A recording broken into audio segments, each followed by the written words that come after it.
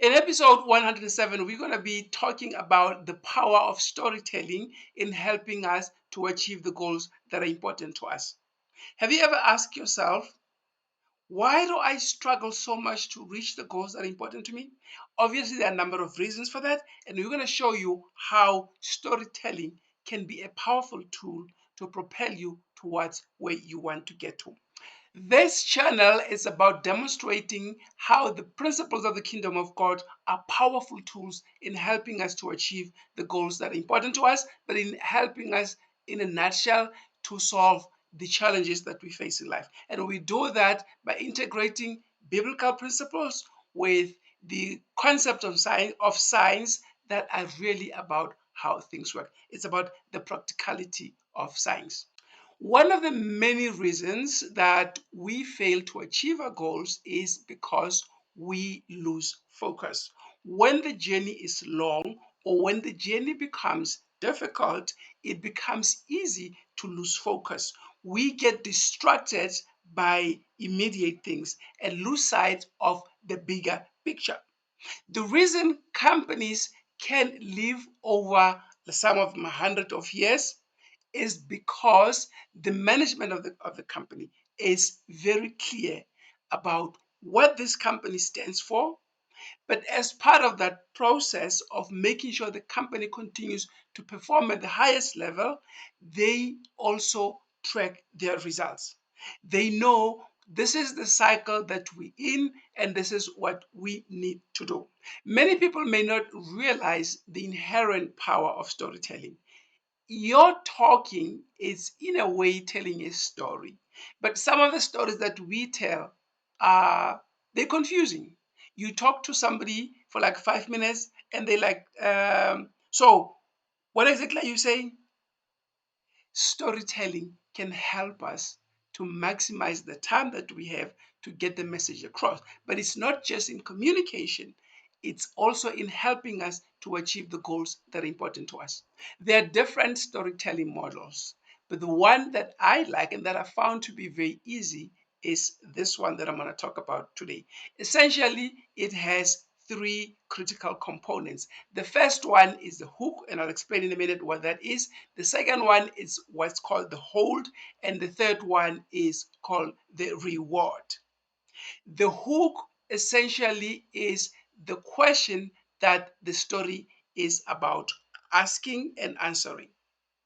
So you and I go to a mall, and let's say, for the sake of the story, we have a young child coming with us, and that child disappears, and we can't find the child, gets lost.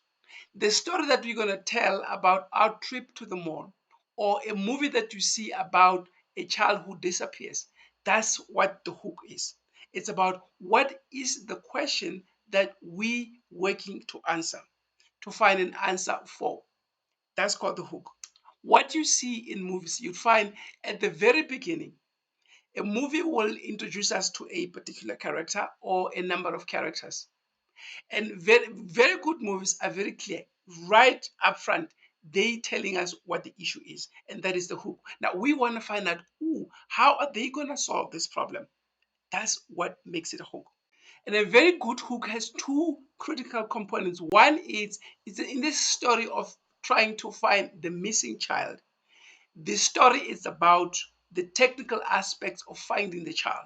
But there's a second element which is about relating to the journey. It's basically saying the story is about us finding the child, but we want you to be part of this journey. In a way, it's trying to suck us in. And the way to do that is to ask the question, what do you care about?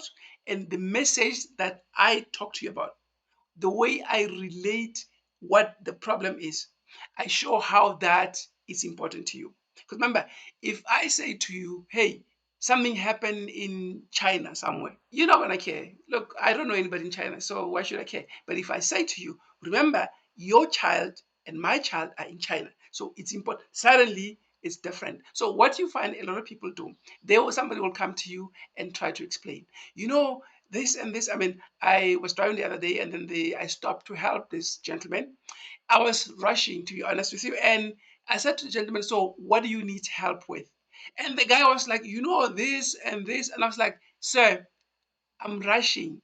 Just tell me what you need that I can help you with. If I can, I will. The gentleman was like, no, no, no. And so eventually he just said, look, go.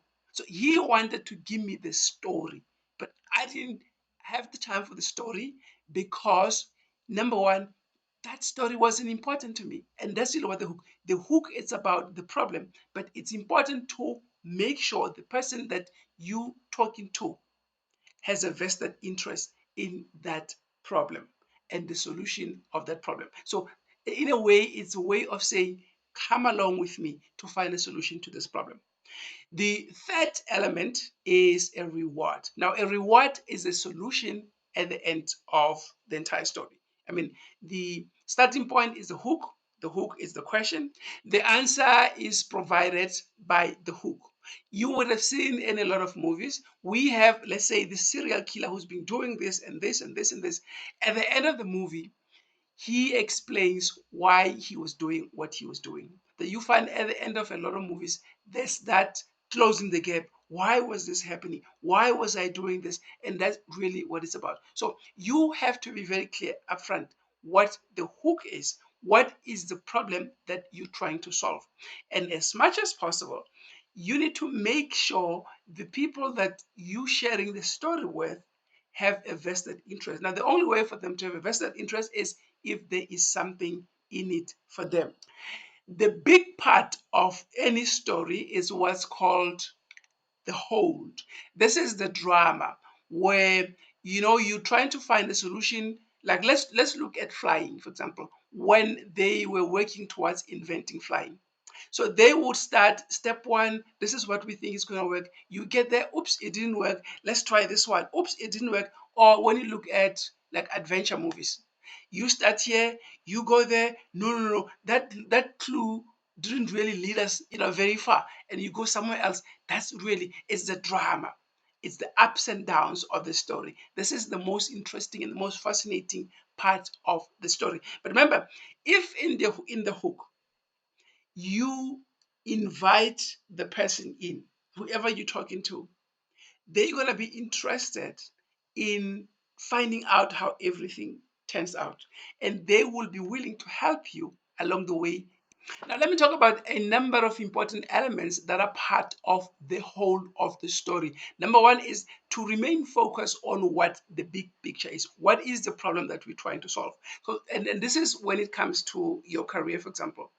So many of us start out this way and we end up not achieving the goals because we lose sight somewhere along the way. When the journey becomes long or becomes very hard, a lot of us have a tendency to give up. Or sometimes, the journey has been going so long that we begin to focus on distractions and forget what the main issue is. And number two is that whole emotional connection. It's very important to be aware that the emotional involvement is part of us as human beings. We relate to things on the basis of how they reel us in or they repel us. And this is something that's very fascinating that as somebody who was trained as a scientist, I didn't necessarily think was accurate. You would think, and this is what a lot of us men think, you would think you make decisions based on logic. You will say, okay, I want to buy a car, and you do the numbers and the numbers, and like, okay, fine, I can afford this car, and this is the car that I'm gonna go. But that's not really the case. We make decisions with emotions and justify those decisions with logic. It doesn't work the other way around. You don't start out logically like this and this and this, and then emotions come into the picture. It works the other way around. It's emotions that reel us in, and then we justify the decision based on those emotions. So the first part of be focused, be absolutely clear. Keep reminding yourself what the problem is that we're trying to solve. And number two is that whole emotional component. Don't make a mistake of thinking, this is purely an issue about the substantive issues that we're trying to work towards. It's not about utility. It's important to be aware the powerful role of emotions. And really that's the whole point about focus. Because if you clear what the problem is, it's important to remain focused on what the solution is that you're trying to work towards. Because if you don't, because things happen. I mean, as parents, we raise children, and because it is so much happening on a day-to-day basis, by the time the kids are like 21 years old or 18 and they're leaving home, it's like, oh, I didn't spend enough time with my children. And because sometimes we lose focus. The focus is, let me enjoy the time with these ones while they're still here at home. And the number four, the important part are the partnerships that you're gonna have to forge along the way. And the partnerships are about evil people who are gonna want to be your friends, and they want to be your friends or your partners for their own reasons. And if you allow them in, they're gonna steal the treasure map and go use the get treasure for themselves. And that's why it's important. It comes down to the fifth element, which is about wisdom, which is about management. You're going to be meeting people along the way, and they're going to be want to become your partners, especially when they become emotionally involved or attached to solving this particular problem. Now you have to be wise. This comes back to the issue of management. How are you going to make decisions based on, no, I don't trust this one, I might trust that one? It's really an issue of values. You've got to learn to assess. Some people are snakes, they can pretend, but if you're very clear what values are important to you, you will very quickly see if somebody is a fraud. Of course, it doesn't always happen, but most of the time, if that is the case. And again, that's what we spoke about in episode 106 when we were talking about entropy and the power of authority. Management says, if you're faced with a situation, the first thing you need to do is, I'm going to take authority over the situation, because sometimes you get so terrified. And remember what fear's job is to say, I'm giving up because I'm gonna fail anyway, so why bother? That's the job of fear. So if you succumb to fear, you're never gonna take authority, and you're always gonna struggle to reach the goals that are important to you. What I also want to talk about is something called the adventure curve. When you start the journey, you're very excited. Oh, I'm going to university. Oh, I'm going to fly for the first time, whatever the issue may be. I want to enroll for this thing. I want to lose weight, whatever the issue is.